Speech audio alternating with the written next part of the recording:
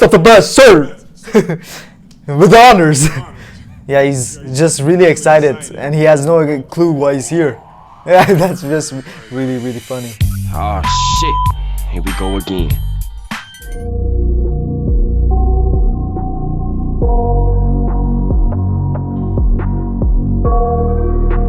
So guys, you're probably wondering, why am I teaching you idioms? Why not just teach you some advanced English words so you can go and live the rest of your lives like basic human English speakers? No, idioms are phrases and words which really connect to the English culture of the language. When you're speaking with someone using idioms and English phrases, they understand that you know the English culture and your English is on another level. So if you want to go to the next level, if you want to sound smarter, better, well-spoken to the English speaker, this is it. Idioms are the way to go. That's why this channel is all about this. Let's go! Yes, our first word is going out on a limb. I'm gonna go out on a limb here. Going out on a limb. So guys, think about it for a few seconds. What do you think this is, and comment down below.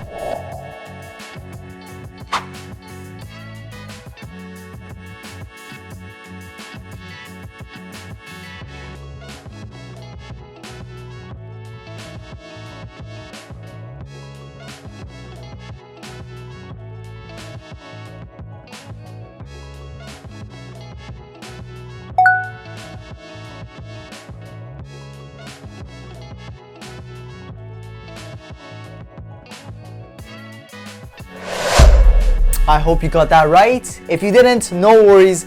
I'll correct you and still give it a like because you tried. And trying your best is all that matters in learning a new language. So no worries, I'll tell you what going out on a limb means. Going out on a limb means having a different opinion, a different take from what the general public or a social group of friends usually accept and go towards. Why? So all my friends are like, yeah, that's how it should be, yeah, the president, everyone should be a vegan. I'm like, I'm going out on a limb and I'm saying that I'm going to be a meat lover and I'm going to go against whoever is going to be a president. Going out on a limb, going the opposite direction from the decision other people are taking. Going out on a limb. I make this look good. Yum! Anyways, guys, in our second phrase, we have the world is your oyster. Yes, the oyster! Guys, I have a question for you before we start. Do you like oysters or not? Comment down below and let me know how disgusting you feel about this thing. The world is your oyster means that you're in a position in your life to do things, have opportunities, be free and do whatever you want. You can travel, you can party, you can sleep all day. The world is your oyster. Take it up, slurp it up. The world is your oyster. So the world is your oyster. You want to know the popularity of this word? Well, look at this. Wow. Look at that growth. That is from the 1900s to 2019. Look at the popularity. Guys, you're telling me you don't want to use this word in your daily lives? Of course you bloody hell do. Of course you want to do it. So guys, let's get down to the quiz. Uno, dos, tres.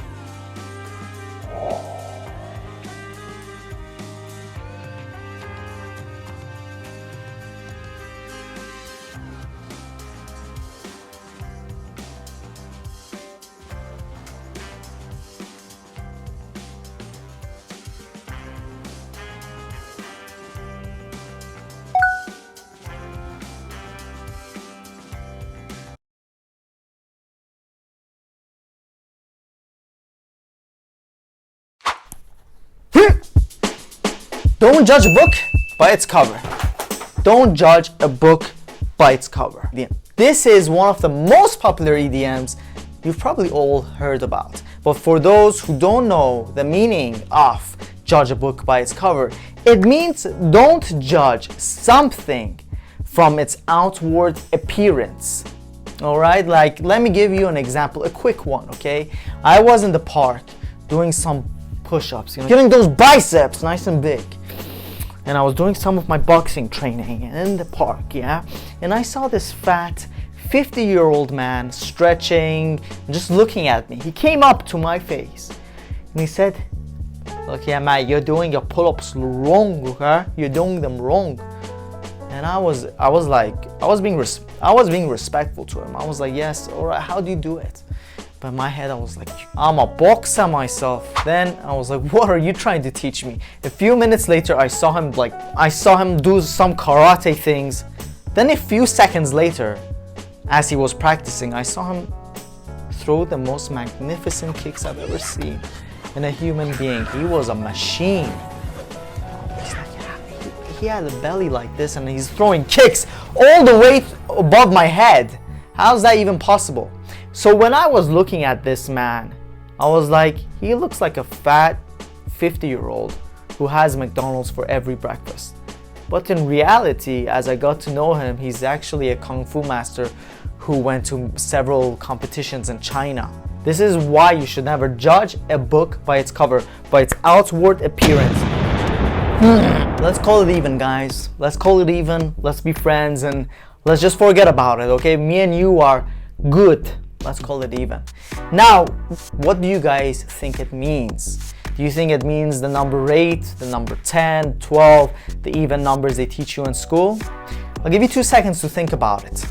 So even has many meanings in the English language. That's why it's actually one of the most complex languages to learn, as many people think otherwise. First one is the one all of you know, the even numbers, 8, 10s, 12s, 2s, 4s.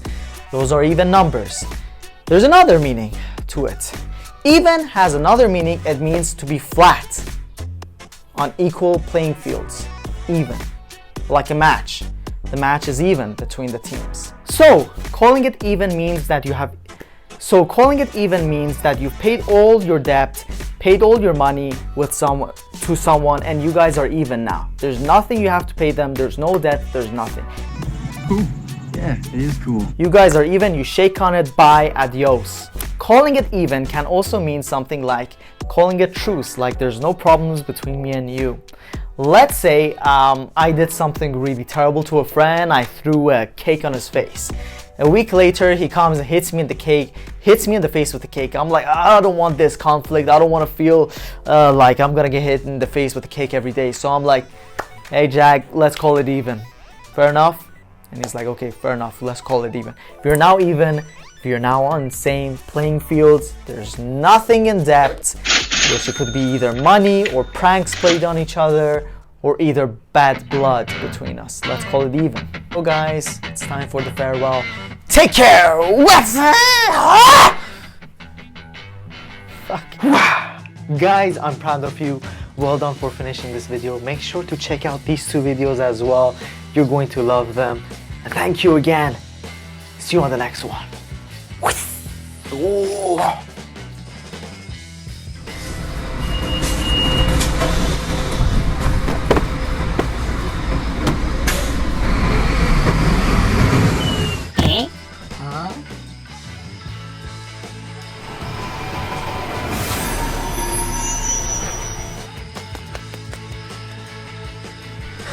Guys, leave a comment, like and subscribe. Welcome to this channel, Shape Your English.